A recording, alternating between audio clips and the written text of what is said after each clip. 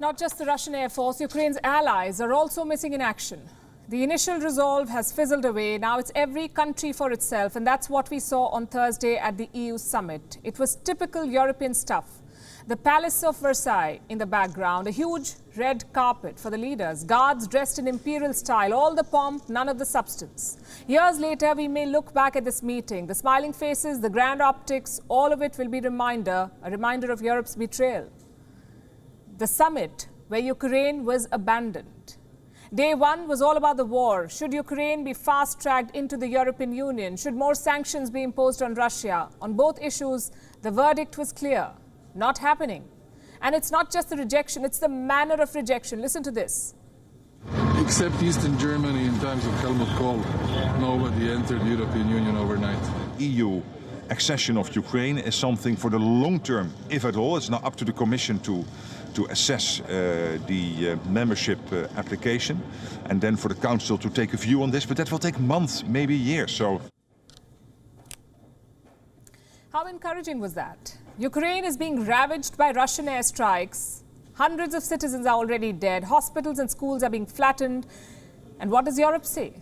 Nobody enters the Union overnight. The Dutch Prime Minister went further. He says, if at all the accession happens, it will be in the long term. What good is that? Ukraine's future is uncertain right now. There may not be a long term. And EU membership will not solve the uncertainty, but it would boost the morale. Nobody is asking for an overnight membership. But what about political commitment? A promise that Ukraine will become a member for sure. Latvia, for instance, made this demand. I think it's extremely important that we, as the Union, could take this decision to have a very clear signal that we want Ukraine to join the Union. We want Ukraine to be part of the family of democratic, freedom-loving nations. Most Baltic states said the same thing. They wanted an aggressive European policy. Just one problem: nobody listened to them. The powerful members in Western Europe firmly shut the door. I'm talking about states like France and Germany. They think Ukraine would be a liability. These comments from Emmanuel Macron betray that sentiment. Nous aurons une discussion ce soir, elle est importante. Can we begin the membership process with a country at war? I don't think so. Should we close the door and say never? That would be unfair. Can we forget about the balance in the region?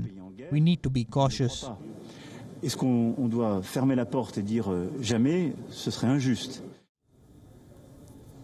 What is Macron's cautious plan? To refer Ukraine to the European Commission. The Commission will give its assessment on whether membership is possible. And how long would that take? Up to 18 months. This is not caution. This is not pragmatism. Let's call it what it is: a betrayal.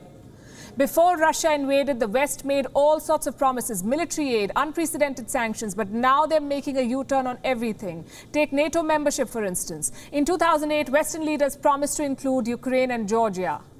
I have that joint declaration with me. Let me read it out from there. NATO welcomes Ukraine's and Georgia's Euro-Atlantic aspirations for membership in NATO.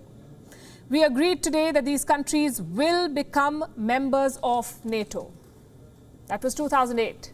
14 years later, the West is having second thoughts. The EU foreign policy chief says NATO's promise was a mistake. I'll quote from what he said. There are moments that we could have done better.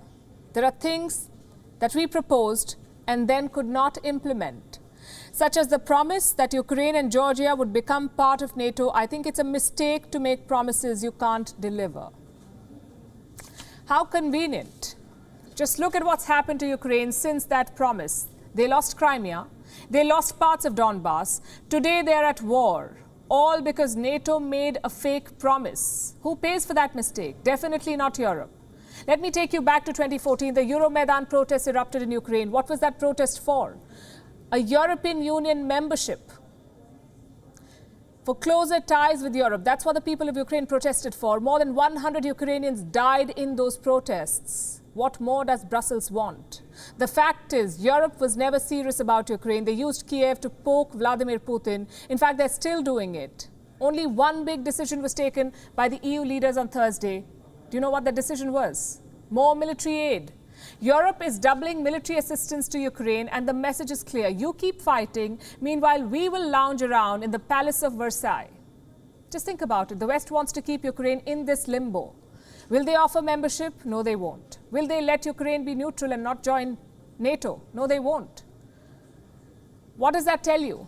Ukraine was just a fun political experiment, and Europe is one of those typical characters you see in movies, the guy who keeps urging everyone to fight, but when the fighting actually breaks out, he scoots. WION is now available in your country. Download the app now and get all the news on the move.